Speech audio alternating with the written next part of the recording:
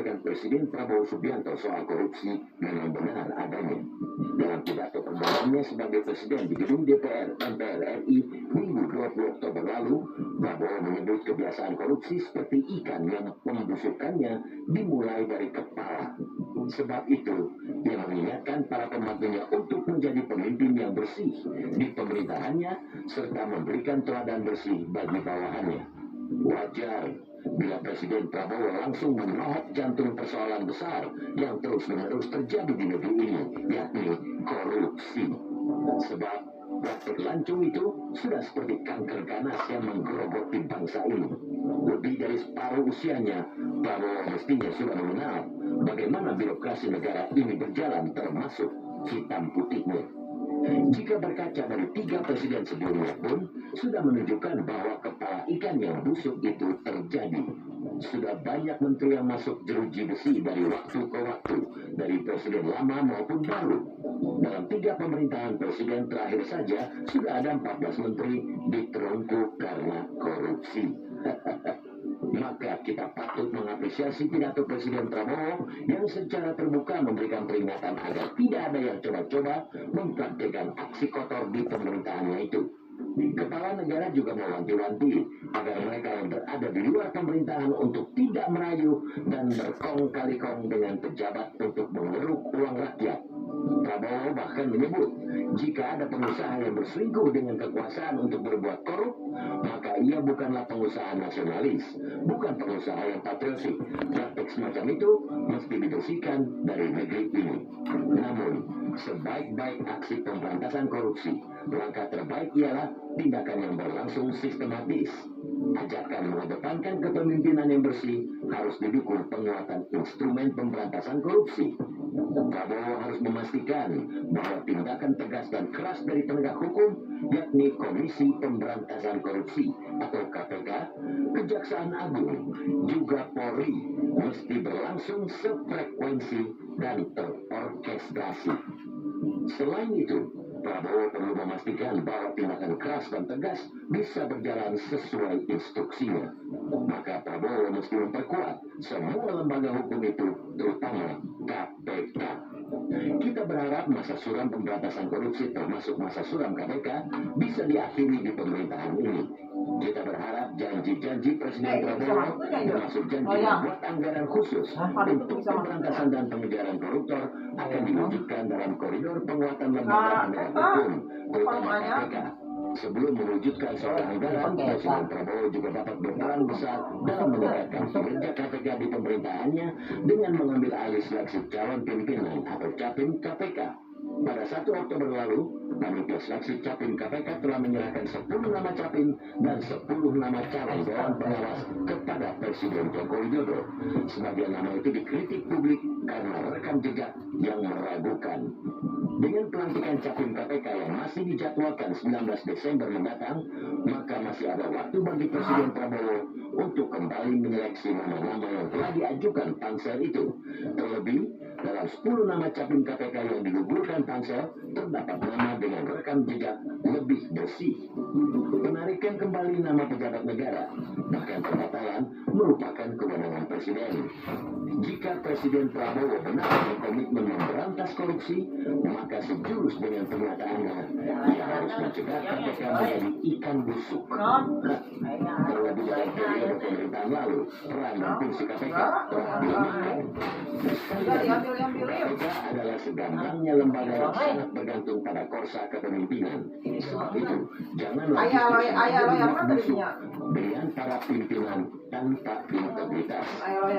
Publik menunggu aksi tegas dan berani sebagaimana pesan tegas dan berani dalam pidato perdana kepala negara.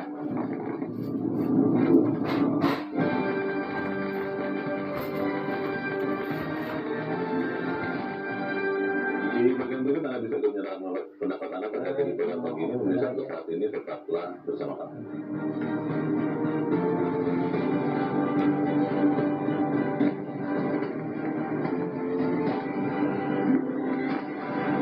Dan saat ini kita akan bertanya dulu, Bang Amam, sebelum kita lanjutkan diskusi kita sudah terhubung lewat sambungan telepon dengan peneliti Indonesia Corruption atau ICW, Tindiko Zabar.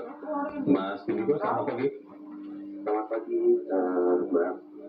Ya, Mas Dibiko, kalau kita melihat atau mendengar pidato dari Presiden Prabowo Subianto, kita gembira karena pemberantasan korupsi itu yang dipilih untuk dikedepankan di dalam program pemerintahannya. Tapi kita juga tahu bahwa sekian presiden selalu memerangi korupsi tekadnya. Tapi kemudian dalam perjalanan waktu, ternyata bahkan menterinya, pembantu terdekatnya pun ada juga yang sudah korupsi. Pertanyaannya, apa yang harus dilakukan oleh seorang Prabowo Subianto supaya kemudian janji memerangi korupsi ini benar-benar dibuktikan, benar-benar kelihatan giginya, Mas Dibiko? Ya, pidato Presiden Prabowo sesaat setelah Ya langsung sini, ini kan pakai semangat gitu ya. Ya. Banyak kata korupsi karena disampaikan, tapi tadi menjawab pertanyaan Bang Timothy sebetulnya Saya Leo. kalau kan Bang Leo, mudah saja bagi masyarakat untuk menguji kembali rasanya pernyataan yang disampaikan oleh Pak Prabowo dalam pidato belakang ketika masyarakat melihat jajaran kabinet yang membantu pemerintahan ke depan.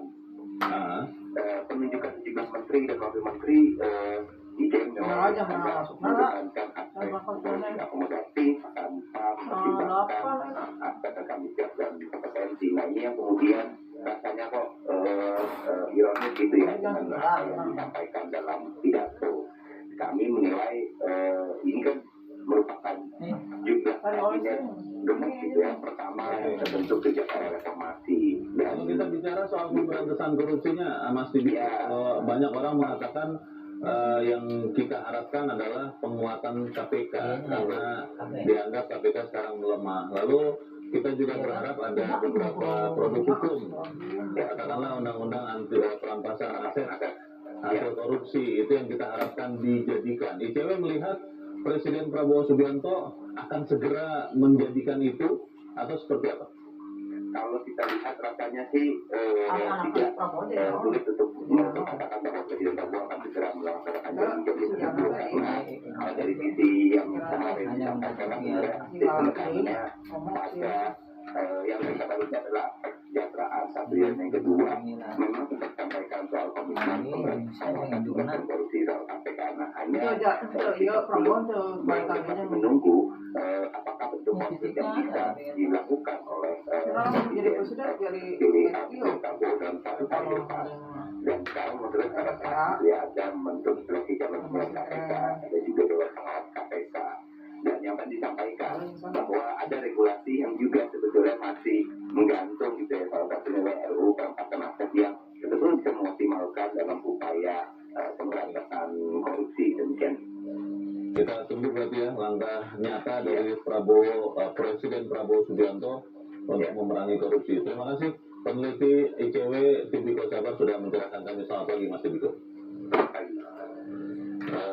Pertanyaan besar masyarakat itu Bang, bagaimana kemudian janji atau pidato ini kan ayah mau keras dan berani itu diwujudkan dengan memperkuat KPK, lalu yang kedua memberikan produk hukum untuk benar-benar memerangi korupsi. Jadi kedua kali nggak mana? Sebetulnya kan pemberantasan korupsi itu kan tidak juga tergantung pada penegak hukum. Oke. Justru kalau hanya mengandalkan penegak hukum itu pasti akan gagal juga. Tapi di ujungnya kan biasanya yang menegur KPK, polisi atau jaksa. Betul. Tapi pertama dan paling utama sebetulnya adalah bagaimana presiden itu sebagai komandannya, pemimpin, bisa secara tegas mengawasi seluruh aparat pemerintah, ya menteri, ya gubernur, ya dan sebagainya kan. Nah, itu yang diwanti-wanti pertama. Jadi di lingkungan pemerintahan harus dijaga jangan sampai mereka melakukan korupsi. Itu dulu. Iya. Jadi itu sebabnya dari awal kan presiden kan mengatakan kau korupsi, aku kejar kau sampai ke Antartika. Saya akan kirim pasukan khusus kan. Itu ancaman itu orang tidak mau korupsi.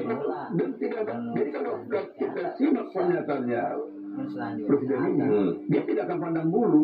Siapapun akan dia libat meskipun orang terdekat, meskipun dari koalisi pendukung. Akan pegat dia. Kalau terbukti korupsi. Dan jangan-jangan presiden juga sudah mencermati. Jangan-jangan di antara menteri ini ada potensi, kan kita nggak tahu kan. Bisa jadi precaution sudah ada ya, tidak jaga ya. Maka dia ingatkan, hati-hati ya. Jangan sampai kau kirim ketugaskan menteri untuk mengambil uang dari APBN. Ini semacam preemptive action ya. Sudah ada tanda-tanda atau gelagat, saya cegat dari awal. Ini kan pencegahan kan. Jadi pencegahan dulu. Oke. Nah, setelah ini kan begitu, baru kemudian seperti yang dikatakan Bung Leo tadi, bagaimana aparat penegak hukum ini juga harus harmoni, harus bersama-sama, membangun irama yang sama. Di situ ada KPK, di situ ada kepolisian, di situ ada kejaksaan. Bukannya diduga malah saling bersaing selama ini. Nah, itu nggak boleh. Nah, di tempat lain ada Mahkamah Agung yang mengawasi peradilan kan. Khusus mengenai KPK misalnya. Nah, langkah pertama kan harapan masyarakat. Ini kan KPK ini harus dikembalikan independensinya kan. Jadi yang sekarang ini sudah menjadi rumpun eksekutif di bawah presiden, kembalikan aja lagi dia menjadi independen. Kan begitu kan. Bahkan dia perlu kembalikan lagi orang-orang yang terbaik dulu, yang sempat tersingkirkan, katakanlah misalnya Novel Baswedan, tes wawasan kebangsaan, karena mereka nggak lulus dari tes wawasan, mungkin bagusnya mereka ini kembalikan lagi ke KPK supaya lebih tajam ini KPK ini kan. Nah, berbarengan dengan itu juga, memang mau tidak mau undang-undang perampasan aset itu harus juga segera dibuka. Nah, di situ nanti masyarakat akan semakin percaya. Dan kalau masyarakat pasti percaya ini, ya kan? Ini pasti Prabowo akan melibat semua parpol. Nah, untuk meyakinkan masyarakat ini, mungkin masyarakat berharap segeralah itu undang-undang perampasan aset itu segera dijadikan. Presiden sebelumnya sudah proses dia kan, tinggal melanjutkan aja gitu. Bang, pertanyaannya begitu bang, ketika di pemerintah sebelumnya katakanlah yang paling dekat pemerintahan Presiden ketiga Joko Widodo, itu kita melihat selalu mengatakan lawan korupsi, anti korupsi, benci kepada korupsi. Tetapi kita melihat juga banyak orang-orang di sekitarnya yang kemudian bahkan terbukti di peradilan melakukan korupsi. Tidak dibela sih, tapi kan kita juga sempat mendengar bahwa penegakan hukum ini sering dalam tanda kutip dipakai sebagai alat hukum kekuasaan. Kalau Bang Elman teman saya yang berkuasa, pertama akan saya jaga. Tapi kalau Bang Elman bukan teman saya, ya sudah langsung bergerak disikat. Image ini tetap ada loh Bang. Ini bagaimana seorang Presiden Prabowo bisa meluruskan image ini Bang? Jadi gini Bung Leo, kalau boleh ya, kita jangan lagi mundur ke belakang. Jangan lagi pakai spion ya. Jangan lagi terus saja mundur kan. Jadi kalau pandangan kita tetap hanya melihat, bahkan dulu kan tadi Leo kan menyinggung, katakan tidak. Oh iya, itu sebelum lagi. Katakan tidak berturut. Ternyata tapi sudah yang sudah kita nggak usah lagi persoalkan. Jadi kita juga jangan memperlemah sekarang dengan bercermin kepada yang lalu. Jangan tinggal di masa lalu ya. Jangan tinggal di masa lalu. Sekarang masyarakat berpandangan ke depan, ini yakin kita Presiden Prabowo akan melakukan tugas suci, pemberantasan korupsi, kan gitu kan. Nah, dan tanda-tanda 35 menit kita. Apa pula Presiden menjadikan 35 menit. Nah, iya ada usaha. Usaha. Ada yuk. Lu ampun. Harapan kita berikan dulu Jangan tuh kan mau kepada Presiden Prabowo. Kita serahkan kepada beliau. Masyarakat sekarang kita tunggu. Nanti dalam 100 hari akan kita lihat. Jangan-jangan sebelum 100 hari sudah ada pejabat yang dibahas kapan gitu kan kita kan nggak tahu jangan sampai lah Pak. harapan kita sekarang kan ini kan pencegahan kan kita diingatkan oleh Pak Prabowo Iya, dia iya. dia cegah dulu ingatkan kalau macam-macam kejar loh itu kan kalau bahasa masa Medan itu bisa aku kejar kau Masa jalanannya. aku kejar kau Iya, iya. dan menurut saya pidato pernyataan daripada presiden ini jangan jangka pendek jangan jangka pendek kali ini beda Iya. Kali ini beda ya. kali ini beda Bang, pertanyaan kembali ya. Setiap koruptor atau calon koruptor pasti akan melawan, Bang. Siapapun yang sedang menjadi presiden, siapapun dia pasti akan dilawan. Bagaimana kita bisa yakin bahwa Presiden Prabowo Subianto bisa melawan balik atau bahkan bisa mematikan koruptor itu, Bang? begini Yudho Hmm. pemberantasan korupsi itu Hmm. pada akhirnya tergantung pada pemimpin Orang nomor satu. nomor satu Hmm. kalau pemimpin orang nomor satu itu tegas pasti bisa laksanakan kan tinggal dia perintah ada jaksa agung Iya. ada kapolri kadang kalau kami kaji nggak perintah Hmm. jaksa agung kapolri kalau jaksa agungnya belum Hmm.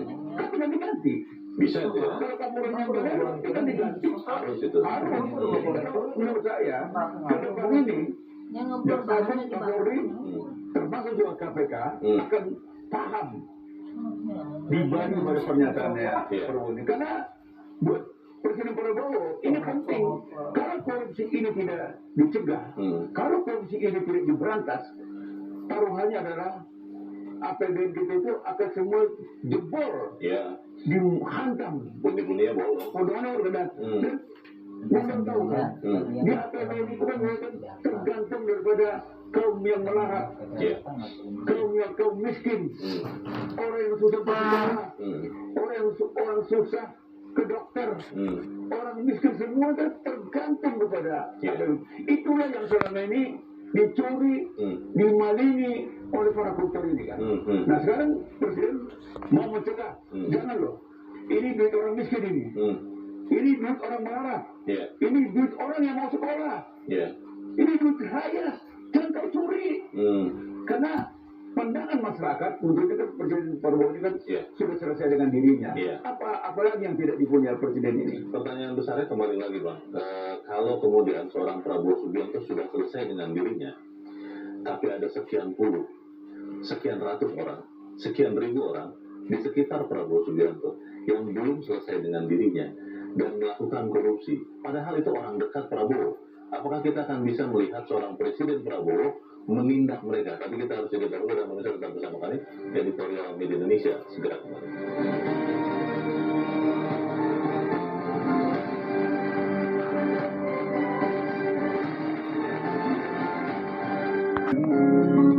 Kemudian akan dikejar sampai dimanapun.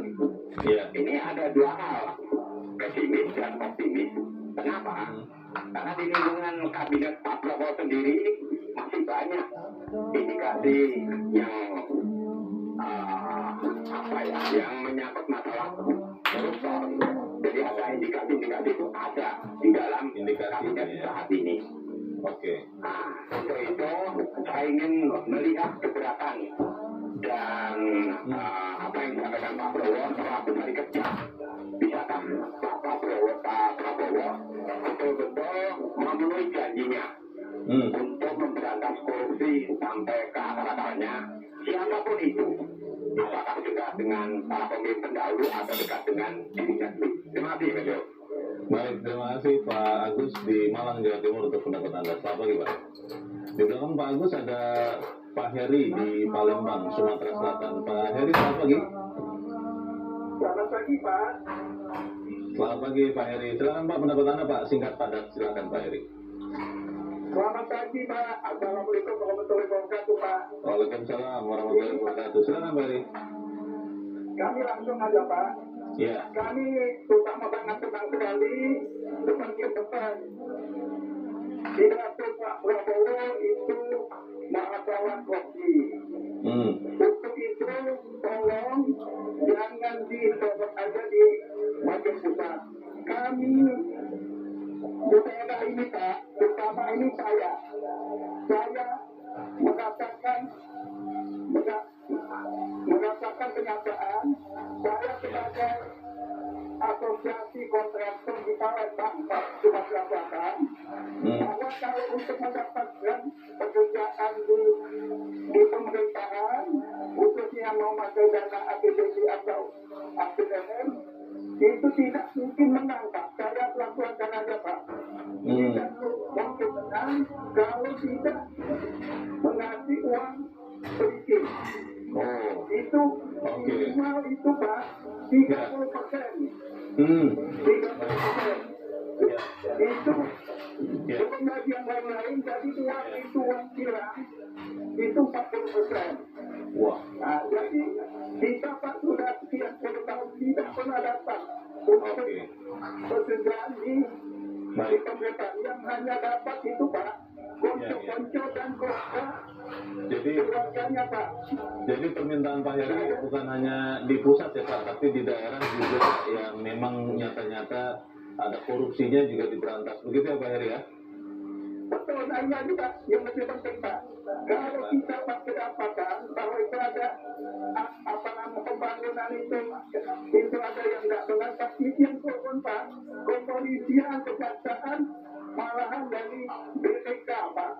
Nah, BPK, itu juga, Pak. Di situ kita, ketika ada cinta-cinta ya, Pak. Ujung-ujung dana yang bocor itu, Pak, 50%, Pak. Baik. Sekian dan terima kasih, Pak. Terima kasih Pak Heri di Palembang, Sumatera Selatan untuk pendapat Anda Pak pagi Pak. Yang disampaikan Pak Heri menarik Bang Aman. Mungkin bukan hanya Pak Heri sih ya, mungkin ada di sekian tempat sudah jadi semacam rahasia atau pengetahuan umum bahwa ya kalau mengerjakan proyek pemerintah harus ada sesuatunya begitu. Ini bagaimana kemudian seorang Presiden Prabowo bisa menjangkau sampai ke sana Bang? Karena kan Palembang atau mungkin daerah-daerah lain jauh dari Jakarta atau nanti dari IKN. Sebetulnya kalau soal jarak ya, Ya, itu tidak menjadi hambatan kok sekarang ini. tidak jadi masalah ya. Tidak menjadi masalah. Hmm. Toh enggak, misalnya di Palembang kan ada Kapolda, ada Jaksa Tinggi, Ya. ada Kapolres, ada Kejari, Ada penegak hukum. ada penegak hukum di sana kan. KPK juga tangannya pun sampai ke desa-desa. Nggak ada masalah. Sepanjang ada barang buktinya. Dan ini kan sebetulnya kan yang diingatkan oleh Presiden kan. Ya. Hati-hati. Jadi pernyataan Presiden ini tidak hanya pejabat di pusat, tidak menyangkut hanya APBN, APBD. Sampai ke daerah-daerah, Sampai ke daerah. seluruh daerah di ujung-ujung pun. Itulah pentingnya sebetulnya ke depan penegak hukum ini. Ini kan sekarang kan sudah ini pernyataan Presiden ini kan untuk pencegahan, Ya. mengingatkan kan. Nah, kemudian dilanjutkan dengan penegak hukum. Nah, di sini ke depan penegak hukum juga nggak boleh main mata, tidak boleh setengah-setengah. Katakanlah misalnya ketika ada terindikasi, bahkan diperiksa, bahkan kalau kita lihat beberapa yang lalu, mobil tahanan sudah warawiri. Nah, orang ini misalnya yang dilanjutkan gitu, tidak hanya mobil tahanan warawiri di depan, itu jangan begitu modelnya lagi nanti. Itu hanya perang psikologi. Perang psikologi, jangan. Jadi kan ini kan seirama dengan apa pernyataan Presiden ini. Juga penegak hukum juga harus iramanya harus sama. Jadi mereka harus tegak lurus. Iya Kapolri, Jaksa, ya termasuk juga dengan KPK. Tadi Pak Agus di Malang mempertanyakan karena dari lingkaran terdekat Presiden, menurut Pak Agus, tapi mungkin ini juga bisa kita konfirmasi, ada beberapa orang yang mungkin terindikasi tidak benar-benar bersih dari korupsi. Bagaimana kemudian bisa membersihkan rumah Indonesia kalau rumah istana itu terindikasi dekat dengan korupsi? Tapi kita harus tidak bersama dan bersama sama kami editorial Media Indonesia segera kembali.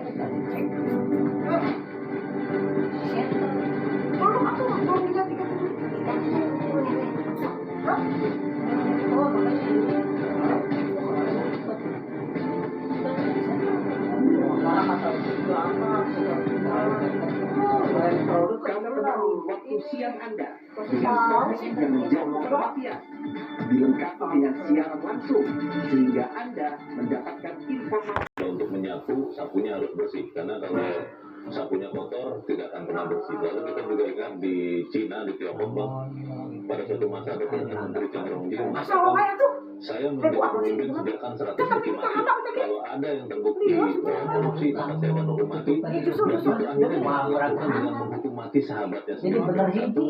Ayo kan itu udah dihanap jadi tidak hukum mati. Pertanyaannya Ayo adalah, gimana? kalau tadi dikaitkan dengan pertanyaan Pak Agus, bahwa mungkin Ya iya tapi tunggu ya jadi kena ada mau orang yang pegang terindikasi tidak benar Iwong bersih. bukan handap. Apakah seorang Presiden Prabowo Subianto berani, mau, tega, yakin untuk membersihkan rumahnya? Lumayan. Ini udah. Kita juga jangan meremehkan tekad. Ada orang tahu tuh. Dalam kaitan ini kita nggak boleh juga meremehkan tekadnya. Iya nggak tahu udah mungkin bakal ngaleleh. Ya kan, ya nggak tahu biasa Seperti kan katakan itu. Bupati ini, Kali malam. Karena belum pernah pakai sarung gitu lah, belum pernah. nggak yakin Iya. dari sana menteri ini Ah, semua teman membersihkan itu doang itu. bisa dipakai es kata mau gitu. Dan itu jangan juga dianggap bahwa Presiden Prabowo tidak tahu kan, kalau duga-duga seperti itu kan. Tidak senaif itu kan? Tidak senaif itu. Tapi kan saya artinya mengundang kita semua jangan dulu berburuk sangka di awal ini gitu. Jangan a priori ya. Jangan a priori gitu kan. Udahlah kita kasih kepercayaan sepenuhnya kepada Presiden Prabowo. Iya. Karena apa ya? Banyak contoh kok. Belum lama ini Presiden Joe Biden Amerika Serikat. Amerika Serikat tega kok dia membiarkan anaknya masuk Nah itu yang penjara dihukum. Tidak dibela, tidak dibantu, tidak diintervensi. Ada contoh Presiden Amerika loh itu. Dan apakah itu akan dicontoh oleh Prabowo? Kenapa tidak?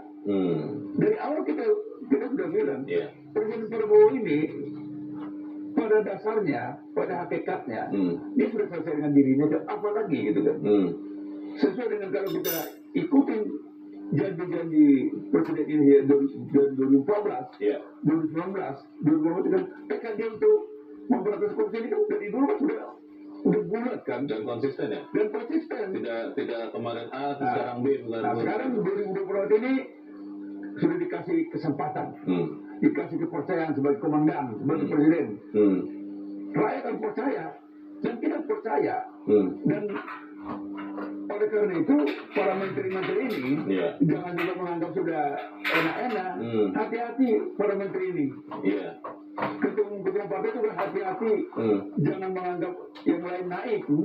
Yang dikatakan Presiden Prabowo itu kemarin kartu kuning. Kartu kuning. Kartu kuning kedua tuh. Presiden sudah bilang loh. Saya sudah ingatkan loh.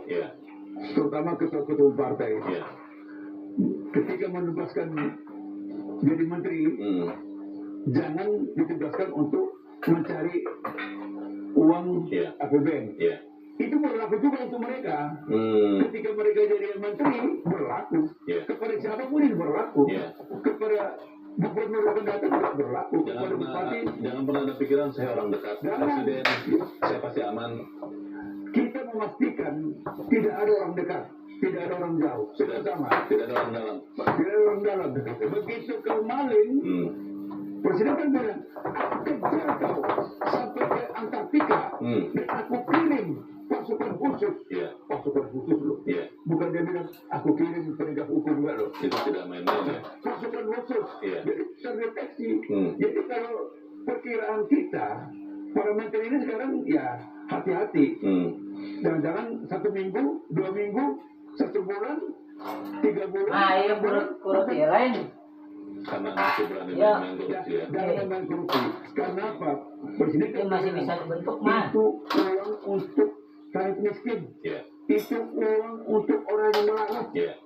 Jangan kau curi itu. Presiden sudah mengatakan kita bekerja untuk rakyat. Saya mau kasih bukan untuk rakyat. makanan gratis kepada rakyat kecil. Jadi kalau itu dicuri, pasti marah Presiden. Kita pun marah. Jadi harapan kita, Bung Leo, kita percayakan sepenuhnya kepada Presiden Prabowo untuk memberantas korupsinya. Apakah bisa? Pasti bisa. Asal kita juga bantu sama-sama mengawasi. Kita harus ikut kasih percayaan, ikut mengawasi, ya terutama para para menteri ini ya. Kan Presiden Prabowo kan bilang ikan itu Busuknya biasanya busuknya dari kepala. dari kepala. Jadi kalau kepalanya busuk, ke bawah juga akan busuk. Baik. Jadi kita mendengar para menteri jangan menjadi seperti ikan. Ya. Jangan seperti ikan yang kepalanya busuk karena mereka juga Mah, makan ikan. cetakannya mana mah? Cetakannya. Mungkin itu yang terjadi. Bang Aman Saragi, terima kasih sudah hadir tempat ini. Selamat pagi Bang. Pemirsa, korupsi masih jadi masalah pelik di negeri ini. Perhatian Presiden Cetakannya. untuk menangani korupsi menjadi angin segar bagi upaya pemberantasan korupsi di tanah air. Secara tegas, Presiden Prabowo meminta para menterinya untuk bersih dan tidak main-main dengan anggaran. Tekad Prabowo memberantas korupsi ini selayaknya diimbangi dengan memastikan para pemimpin Komisi Pemberantasan Korupsi benar-benar bersih, berintegritas, dan berani. Saya Luna Samusin, terima kasih Anda sudah menyimak editorial Media Indonesia untuk pagi ini. Terus jaga kesehatan Anda, terus jaga nurani Anda. Selamat pagi, sampai jumpa.